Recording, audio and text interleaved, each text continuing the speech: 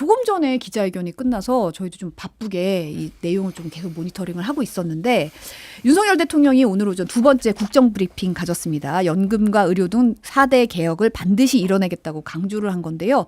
내용 잠깐 보면 개혁은 필연적으로 저항을 불러온다. 개혁 과정은 험난한 여정이 될 것이다. 정치적 유불리만 따진다면 하지 않는 것이 훨씬 편한 길이다. 저는 쉬운 길을 가지 않겠다. 국민께 약속드린 대로 4대 개혁을 반드시 이뤄낼 것이다. 라고 밝혔습니다. 국정브리핑 어떻게 들으셨어요? 제발 쉬운 길 좀 가세요. 이렇게 어려운 길을 가요. 그런 생각이 들고 전반적으로 쭉 그냥 언뜻 이 국정 브리핑 한 원고를 읽어보니까 와 우리나라 대단한 나라네. 그런 생각이 들었어요. 정말 대통령 통치를 잘하고 계시는구나. 이런 생각이 들었는데 꼼꼼히 좀 읽어보니까 첫 번째 저런 인식이 맞나? 라는 부분들이 좀 많이 있었고 두 번째는 대단히 많은 약속을 하셨는데 과연 할 수 있을까? 그런 생각이 들었고 세 번째는 일문일답을 보고 거짓말쟁이 이제 좀 이런 생각이 들었어요. 그러니까 마지막 거짓말쟁이라고 한 이유는 뭐냐면 당정 문제 없다. 다양한 의견 나와야 자유민주주의다 그렇게 얘기하셨거든요. 당정에 문제 없으면 왜 만찬 취소했으며 연찬에도 참여 안 하실 것으로 알려졌는데 왜 그러한 선택을 하셨으며 인요한 최고위원이 지난 월요일 최고위원 회의 때 좀 의정 갈등 의료 대란 이거 조금 우리가 해결해야 된다. 좀 협상도 하고 대화하고 타협하고 좀 이렇게 해야 된다라고 했다가 엄청나게 대통령실로부터 깨졌거든요.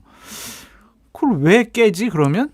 자유로운 생각을 보장을 해줘야 되는데 그래서 이게 좀 거짓말 아니냐 좀 앞뒤가 다른 거 아니냐 좀 그런 생각이 들었습니다. 일단 뭐 뒤에 계속 얘기할 테니까 큰 틀에서 이제 총평만 좀 먼저 말씀드리면은 그러니까 정권 초반에 그런 얘기가 있었어요. 참모들이 보좌를 잘 못한다. 참모들을 싹 갈아야 된다. 그런 얘기들이 이제 여당 내에서도 상당히 많이 나왔거든요. 오늘 브리핑을 보면서 다시 한번 제가 그게 진단이 잘못됐음을 느꼈고. 사과하세요. 예? 사과하시라고요. 제가 사과를 하라고요? 그런 진단하신 거 잘못된 거라면서요. 사과하세요. 제가 진단했던 그럼. 게 아니라 여당에서 여당에서. 참모들 갈아야 된다고 맨날 그 여당 의원들이 맨날 얘기했잖아요. 저는 동의 안 했거든요. 이건 대통령의 문제다. 다른 데서 원인을 찾으려고 하면 안 된다. 대통령이 아집을 부리고 똥꼬집이라고 보통 얘기를 하죠. 이런 걸 부리고 본인이 삐뚤어진 생각을 가지고 있기 때문에 그리고 본인이 맨날 경로하고 사람들 다른 얘기하면 그러니까 이견을 얘기하면 교체해버리고 이래서 아예 입틀막으로 다 참모들까지 해버리기 때문에 그런 거 아니냐라고 제가 계속 얘기를 했는데 그거가 확인된 것 같아요. 그러니까 현실 인식이라는 게 이렇게 동떨어질 수가 있는 것인가. 자, 개혁에는 필연적인 저항을 불러온다. 저는 이거를 이제 보면서 이 생각을 했습니다. 이거 맞는 얘기잖아요. 그죠? 예. 근데 개혁에 사망을 불러오면 어떻게 되나요? 예. 그러니까 지금 사람이 죽고 있어요. 지금 뺑뺑이 의료진 뺑뺑이 때문에 지난달 30일에는 서울에서 16군데 지금 그 응급실 갔다가 못 찾아가지고 119 그 구급차에서 죽었고 부산에서도 온열 환자가 발생을 했는데 부산에서 못 찾아가지고 울산으로 2시간 거리 울산으로 이동하다가 응급차에서 죽었습니다. 충북 진천에서는 이달 15일에 응급실을 못 찾아가지고 임산부가 아이를 낳았어요. 그 구급차에서. 네. 이게 지금 계속 벌어지고 있어요. 지금. 근데 이런 상황인데 그냥 이거를 다 일부 반개혁 세력의 저항이다. 불평불만이다. 이미 그러니까 한동훈도 이미 반개혁 세력 저항이 된 거예요. 그러니까 지금 모든 이거야말로 엄청난 국민적 갈라치기라고 좀 볼 수밖에 없고 이게 용산에서는 특히 대통령이 엄청 기대를 했대요. 이거를. 이번 국정 브리핑을 통해서 완전 이제 지지율도 올라가고 반전을 꾀할 것이다라고 했는데 더 떨어지지 않으면 다행이다. 제가 보기에는 아마 보십시오. 더 떨어질 가능성이 높다. 지금 상황 보니까. 그러니까 앵커님 제가 첫 번째 문제점을 지적한 게 저런 인식이 맞냐 그건데 그 몇 마디만 좀 말씀을 드릴게요. 그냥 원고에 있는 내용이에요. 경제의 활력이 살아나고 있습니다. 수출 실적도 기대를 훌쩍 뛰어넘었습니다. 과거에는 꿈조차 꾸지 못했던 일이 눈앞에 현실이 되고 있습니다. 우리의 경쟁력과 성장 추세를 지금 전 세계가 주목하고 있습니다. 우리 경제는 앞으로 더 크게 도약할 것입니다. 그리고 글로벌 중추국가 외교로 외교 지평과 경제 용토를 확장했습니다. 좀 앞에 몇 장만 봤는데도 이렇게 말씀하셨거든요. 굉장히 아름답네요. 네. 근데 이게 맞나? 그런 생각이 좀 들어요. 그러니까 하나 구체적으로 말씀드리면 국민의 이자 부담이 크게 줄어들었습니다. 이랬거든요. 제가요 마이너스 통장 대출을 받는데 8월부터 8월까지예요. 그래서 이제 작년에 했던 8월 달 거는 끝나고 새로 기간 1년 연장을 연장하셨군요. 했는데 1%가 올랐더라고. 6%에서 7%로 올랐더라고요. 그래서 이게 뭐지? 라고 생각을 하고 있는데 갑자기 대통령은 이자 부담이 줄었대. 이게 맞나 이게? 내가 뭘 잘못했나? 그런 생각이 좀 드네요.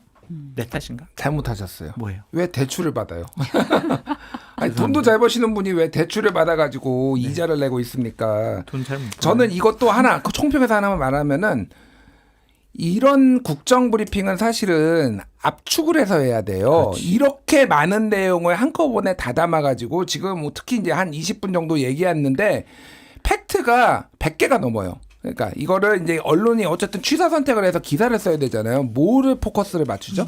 정말로 강조하고 싶은 거 이제 언론계 용어로 이제 아시는 분 아시겠지만 야마라고 하잖아요. 주제를 딱 잡아가지고 여기에 포커싱을 맞춰야 되는데 이게 인식이 뭐냐면은 억울한 거야. 윤석열 대통령 너무 억울한 거야. 아니 우리가 이렇게 열심히 제대로 국정 운영을 잘하고 있는데 왜 국민들은 우리 마음을 몰라주고 우리 이런 업적을 몰라주고 야당 애들은 왜 국정 발목만 잡고 이런 국회를 처음 봤다고 뒤에 얘기하지만은 본인이 이런 국회를 처음 봤다고 말씀하셨거든요. 이제 뭐 야당하고 이제 영수회담 할 거냐 그런 얘기하니까 이런 대통령을 전 처음 봤어요. 진짜 태어나가지고 이렇게 말귀가 안 통하고 이렇게 고집 부리는 사람 처음 봤습니다. 이거는 쉽게 얘기를 하면은 내가 이렇게 다 잘했다라고 얘기를 하는 거는 아무것도 제대로 잘한 게 없다라는 얘기하고 똑같은 거예요. 예. 어느 정부나 이런 거 다 줄줄줄 외울 수 있습니다. 그런데 평가가 왜 20%대 국정 수행 지지율이 나오는지를 파악조차 못하고 있다. 예. 심각하다 진짜. 예. 그래서 맨 마지막에 대통령께서 매일같이 그런 분들에게 보답하며 더 열심히 뛰고 또 뛰겠습니다라고 말씀하셨는데 안 뛰셨으면 좋겠어요. 일단 이제 현실 인식 부분에 있어서 이제 국정 브리핑이 좀 전에 기자회견 열려서 지금까지 이제 조금 전까지 있었는데 의료 대란 우려에 대한 질문이 나왔는데 윤 대통령이 답변을 할 때 일단 의대 증원에 대해서 완강히 거부하는 그런 분들의 주장을 지금 말씀하고 계신 것 같다라고 얘기를 하면서 한동훈이네 한동훈. 하면서 이제 의료 현장을 한번 가보시는 게 제일 좋을 것 같다. 특히 지역의 종합병원들 이런 데 좀 가보시고 여러 가지 문제가 있지만 비상진료 체계가 그래도 원활하게 가동되고 있다고 했어요.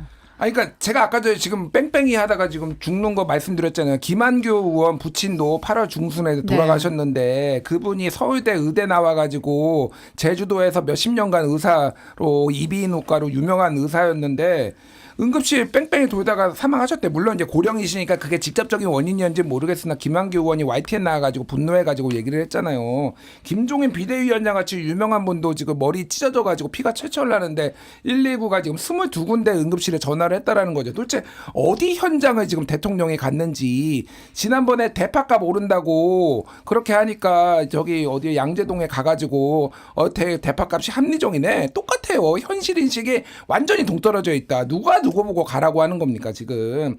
그러니까 지금 참모가 문제가 아니라니까 제가 계속 얘기하지만은 참모가 문제가 아니라 대통령이 문제예요. 이거는. 그래도 참모가 문제가 아닐까요? 왜냐하면 대통령께서 의료 현장 많이 가봤다, 종합병원, 전문병원, 상급병원 많이 다녀봤다 이랬잖아요.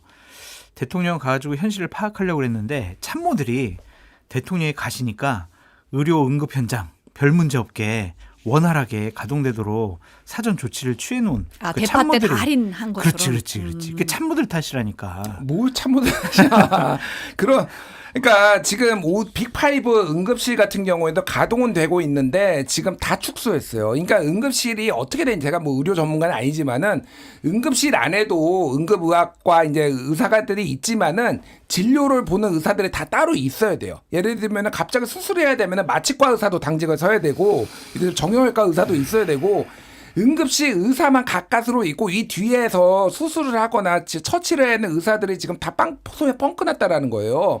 그러니까 왜 뺑뺑이가 도냐면은 수술을 못 하니까 그렇지. 그러니까 우리가 못 받아요라고 얘기를 하는 거예요. 지금 그러니까 16번이 지금 이렇게 돌고 도는 거예요. 이거를 보면서 어떻게 정상적이라고 지금 얘기를 합니까? 의사들도 문제가 있죠. 그런데 그러면은 이거는 문제 해결자로 정부가 해야 되는 거예요. 어떻게 이런 생각을 지금 본인이 하시는지 진짜 황당할 뿐이에요. 진짜. 그래서 저는 며칠 전에 뭐 대통령실 고위 관계자가 충분히 관리가 되고 있는 상황이다라고 얘기를 해서 역시 참모들 잘못이다라고 생각을 했는데 오늘 대통령 말씀을 들어보고 원활하게 가동되고 있다라는 현실 인식에 좌절스러워요. 그래서 정말 큰일 났구나. 이거 어떡하지? 정말 큰일 났구나 이런 생각이 좀 드네요. 저는 윤석열 대통령이 또 그 최상병 순직 사건 외압 의혹에 대해서 그 특검법 최상병 특검 관련해서 청문회를 하는 거를 방송을 통해서 잠깐 봤는데 이미 거기서 외압의 실체가 없는 것이 자연스럽게 드러난 것이 아닌가 생각한다. 라고 밝혔습니다. 그리고 이제 수사가 잘 되고 있다. 저는 잘 되고 있다고 생각한다. 라고 얘기를 했어요. 말씀하세요. 그러니까 계속 이제 저희 대통령의 현실 인식이 우리랑은 좀 다른 거 아니냐 그런 생각을 할 수밖에 없는 게 외압의 실체가 없다. 그럼 그 우리 700에 8070인가? 뭐 그 전화번호는 그럼 뭐지? 그럼 대통령실에서 했던 그런 건 뭐지? 대통령실 관계자나 이런 분들이 차관들하고 뭐 통화했던 거는 뭘까? 뭐 그런 생각이 들고 되게 우려스럽게 생각한 대통령의 답변 내용이 있어요. 경찰에서 수사를 뭐 수사 결과를 책내시 발표 잘했다. 꼼꼼하게 잘했다. 국민이 수사 결과에 대해서 특별한 이의를 달기 어렵다고 보고 있다. 문제 없다는 거예요, 이제 대통령은. 그래서 왜 최상병 특검을 왜 하지? 한동훈이 왜 그런 얘기를 하지? 민주당은 왜 자꾸 특검법 발의하지? 왜 저러지? 나쁜 사람들 이렇게 되는 거잖아요. 이러한 현실 인식에 맞는 것이냐 그런 생각이 좀 드네요. 그러니까 지난번 경찰에서 꼼꼼하게 수사했다라는 거는 그 소위 말해서 이제 경북경찰청에 이첩한 내용을 경북경찰청이 발표한 거잖아요. 외압을 수사한 건 아니에요. 그때는. 네. 그때는 책임질 사람이 누구냐. 그때 임성근을 뺐잖아요. 그래서 그거 가지고 이제 엄청나게 논란이 있었던 거고 여기서 얘기하는 거는 지금 외압 의혹과 관련된 건데 경찰이 한 적도 없어요. 외압 의혹은. 왜 엉뚱한 얘기를 지금 하시는지 모르겠고. 아니 의혹이 그러니까 같은 청문회를 본 게 맞나? 난 뭐 이 생각이 드는 거예요. 그러니까 진짜 잠깐 봤대잖아요. 잠깐 보셔서 그런 국민의힘 의원들이 발언하는 그거 청문회를 보시죠. 그러니까 진짜로 뭐 계속 얘기하지만은 이건 대통령의 문제다. 다른 데서 원인을 찾으려고 하면 안 돼요. 예, 뭐 본인은 본인 얘기니까 뭐 이런 얘기 하실 수도 있다고 봐. 그러니까 옳다라는 게 아니라 본인은 피해가고 싶으니까 나는 아무 문제 없어라고 하지만 결국은 이거는 특검 갈 수밖에 없는 사안인 것 같아요. 예.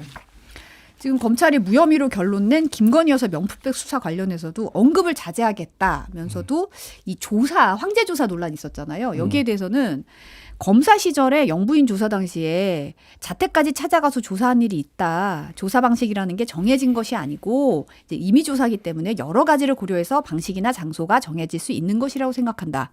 그러니까 요약하면 특혜는 아니다. 이런 입장을 밝혔어요. 왜 특혜는 아닌데 그렇게 조사하는 거는 대통령 배우자만 그래요? 제가 지난주 금요일 날 검찰 갔다 왔거든요. 3시간 반 동안 검찰청 가가지고 이렇게 손 무릎에다가 올려놓고 대답 잘하고 이렇게 막 그러고 왔거든요. 잠깐 옆에 가서 좀 한 10분 쉬다 오세요. 그럼 네 알겠습니다. 10분 쉬겠습니다. 이렇게 했거든요. 근데 여사님은 그러지 않았잖아요. 저도 임의 조사였거든요.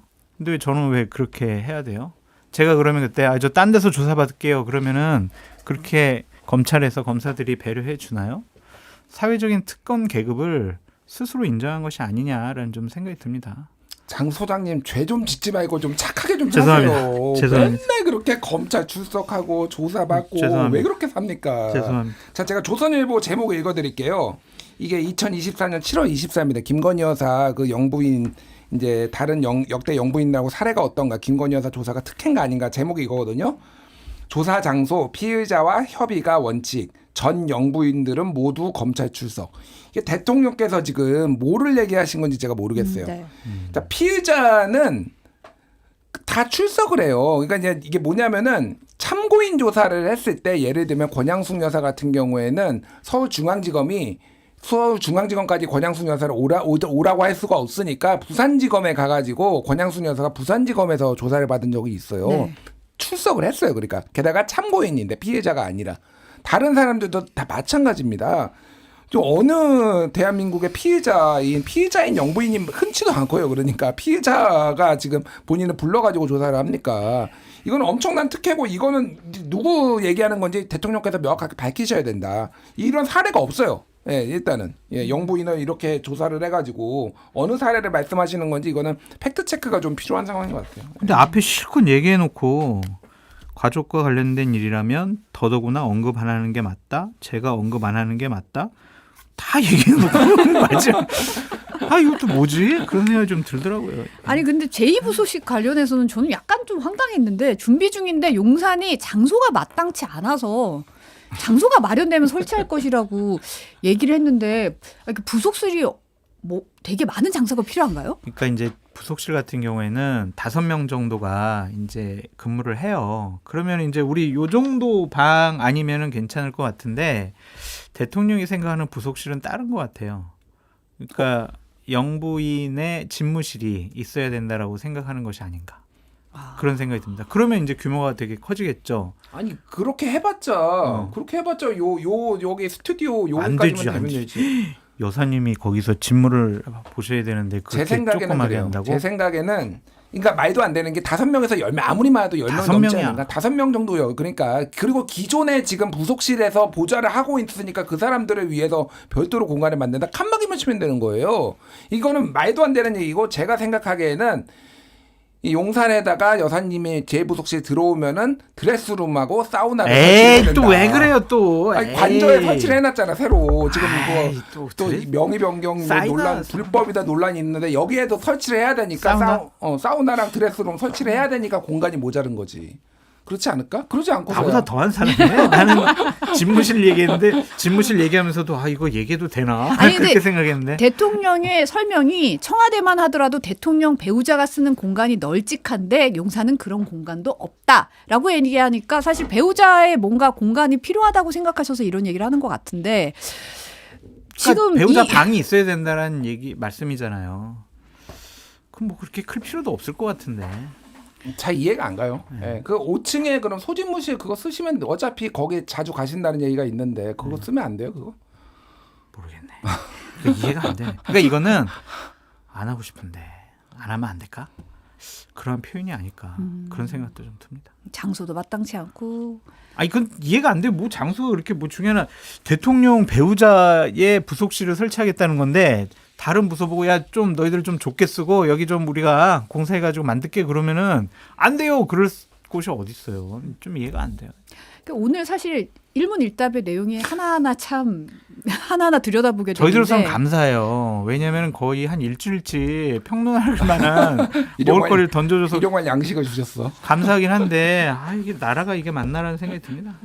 반국가 세력이 누구냐는 질문도 나왔어요. 이제 다양한 스펙트럼이 있을 수 있는데 북한 정권을 추종하면서 대한민국 정체성을 부정하는 사람들이라고 설명을 했는데 요는 뭐 야당은 아니다. 뭐 이렇게 받아 해석할 수 있을까요? 제가 어떻게 누군지 보세요? 확인했어요. 아 누구예요? 누군 뉴라이트입니다. 아 뉴라이트. 예, 뉴라이트의 상당수가 옛날에 주체사상 신봉했던 사람들이거든요. 그런 다음에 대한민국 정체성을 부정하잖아요. 1945년 광복이라고 얘기 못하고 그때 당시에 을사늑약이 원천무효라고 우리의 헌법 전문과 그동안 역사로 다 확립이 됐는데 그거를 우리는 지금 일본 식민이었다고 얘기를 하고 이런 사람들이잖아요. 이건 뉴라이트다.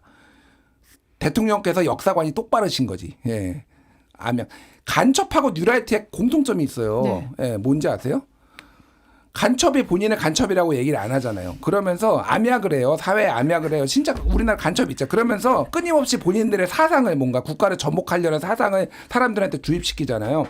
뉴라이트 최근에 본인이 뉴라이트라고 하는 사람 봤어요? 없죠. 없어요. 다 뉴라이트 아니래요. 김태호도 아니라고 그러고 김영석 독립기념관장도 아니라고 간첩하고 비슷한 거야. 그러면서 끊임없이 뭔가 사상을 주입하고 그게 대한민국의 국가 정체성을 건드리고 그거를 넘기려는 그런 게 아닌가. 그래서 굉장히 저는 대통령께서 현실인식이 똑바르시다. 뉴라이트를 지칭하시는 거구나 이 생각을 했습니다. 전 다행이라고 생각을 한 게 저 같은 사람들은 특히 이제 국민의힘이나 용산 윤석열 대통령을 비판하는 사람을 반국가 세력이라고 지칭하신 것이 아니냐라면서 걱정을 했는데 일단 저는 아닌 것으로 드러나서 전 뉴라이트도 아니고 간첩 아니거든요. 전 다행이다라고 생각했어요. 그러니까 오늘 대통령이 하신 말씀 중에 이게 제일 저는 마음에 들었어요. 다행이라고 생각하고. 아, 다행이다. 다행이죠. 같은 처지였을 뻔했어요. 이거 웃지 마 지금. 심각한 거였어요. 네. 약간 헛웃음이 나오는 상황이긴 한데 저는 그래서 이제 김영석 독립기념관장에 대해서도 원래 모르는 분이다. 검증 통과한 인물이어서 임명했다라고 얘기를 하면서 뉴라이트 얘기가 많이 나오는데 솔직히 뉴라이트가 뭔지 잘 모릅니다라고 답변을 했어요. 저는 김태호 차장이 뉴라이트 뭔지 모르실 겁니다라고 얘기를 했을 때도 이게 지금 편을 드는 건가 뭐지 이런 느낌이 들었는데 이렇게 솔직하게 답변을 하셨네요. 그러니까 뭐 뉴라이트 글쎄요, 뭐 모르겠습니다. 그러니까 저는 그 김태호가 얘기할 때 대통령을 약간 정치적 금치산자로 만드나 뭐 이런 생각을 했어요. 그러니까 바보처럼 여기나 대통령을 이 생각을 했는데 본인께서 이렇게 얘기를 하셨으니까 어쨌든 뉴라이트라는 이름이 중요한 게 아니라 다 부인하고 간첩들처럼 다 부인하고 있으니까 그런 주장을 하는 사람들이 일군의 사람들을 본인이 다 임명을 한 거잖아요. 그러니까 이거에 대해서는 본인이 동조를 하거나 완전히 무지하거나 아니면은 다른 사람이 지금 이 사람은 대통령은 인사권이 사실상 없고 다른 사람이 임명하고 있거나 뭐 이런 걸로 봐야 되는 거잖아요. 지금 좀 뭐가 됐든 황당한 거예요, 사실은. 그렇죠. 뭐가 됐든. 맞아요. 대통령은 위원이나 장관이 일본으로 추천하는 사람 그냥 기계적으로 임명을 한다 그러면 왜 대통령의 고유 권한 인사권을 왜 우리가 존중해야 되냐 그런 생각이 좀 드네요. 여러 가지 본인이 판단을 하셔가지고 제대로 할 수 있나? 사회적으로 문제가 없나? 사상적으로는 과거의 경험은 인식은 이런 것도 다 살펴봐야 되는데 기계적으로 그래 그냥 알았어 이렇게 하는 게 맞냐라는 좀 생각이 드는데 대통령은 우리 정부의 인사는 국가에 대한 충성심 그리고 직책을 맡을 수 있는 역량 이 두 가지를 보고 인사를 하고 있다라고 말씀하셨습니다. 네, 끝입니다. 예. 그러니까 그 직책을 만들 수 있는 역량에 대해서 많은 분들이 의문을 제기하는 지금 과정이 지금 사실 논란이 있었잖아요. 이게 답변을 하는데 답변이 안 되는 느낌이 좀 계속 들기는 해요. 근데 이재명 대표와 영수회담 할 거냐라는 질문도 있었는데 이제 영수회담을 통해 풀릴 수 있다면 10번이고 왜 못 하겠느냐라는 답변을 했어요. 이거 어떤 의미예요? 안 하겠다는 거죠. 안 한다. 왜냐면 안 풀린다. 안 풀리니까 자꾸 자기 주장만 하니까 기분 나쁘다 해서 뭐 하냐. 나는 내 갈 길 가겠다. 아니 뭐 저 여당 당대표도 잘 안 만나 주시는데 뭐 야당 당대표까지 회담을 하겠습니까? 그래서 이거는 좀 생각을 해보셔야 될 것 같아요. 오늘 쭉 이제 국정브리핑 원고를 읽으시면서 여러 가지 개혁 4+1 얘기하셨잖아요. 그다 대부분 국회에서 법안 처리를 해야 될 부분들이 많아요. 그렇죠. 그런데 야당 대표를 만나는 것에 대해서 부정적으로 생각을 하고 있다? 국회에서의 다수당은 민주당인데 그럼 민주당이 제대로 협조를 해주겠느냐. 저 같으면은 곧 만나겠습니다. 제가 이렇게 브리핑했고 야당 협조가 필요합니다. 그러기 위해서는 제가 야당 대표 만나서 설득하고 원내대표도 필요하면 초청해서 만나고 그렇게 하겠습니다. 이게 맞지. 이게 뭐 풀리겠나? 그럼 야당 대표 안 만나서 국회 일들이 어떻게 풀리지? 다른 방법이 있나? 뭐가 있을까요? 아니 뭐 시행령 고쳐서 열심히 하시면 되죠. 뭐 어차피 이제 마이웨이를 선언한 건데 저는 이 화법이 조금 그 특유의 여기에서는 좀 절제가 됐는데 그게 있어요. 지난번에 전국민 25만 원 지원금 관련해서 국무회의 모두 발언을 했을 때 아니 25만 원 지원해서 살 거면 한 10억씩 주지? 그때 그렇게 얘기했잖아. 이게 똑같아요 지금. 영수회담에서 풀릴 거면 한 10번이라도 만나지 뭐 못 만날 게 있어. 그러니까 특유의 약간의 그 비아냥이 있어요. 대통령이. 사실은 이렇게 굳이 뭐 10번이고 왜 못 만나겠냐 이런 게 아니라 뭐 조율할 게 있어서 그래서 실무적으로 좀 더 저희가 깊이 생각해 보겠습니다. 이렇게 해도 되는 거거든요. 그거를 굳이 약간의 이런 조금 비아냥과 이런 거를 섞어서 조금 얘기하는 게 좀 습관적이다 이런 생각이 들더라고요. 예.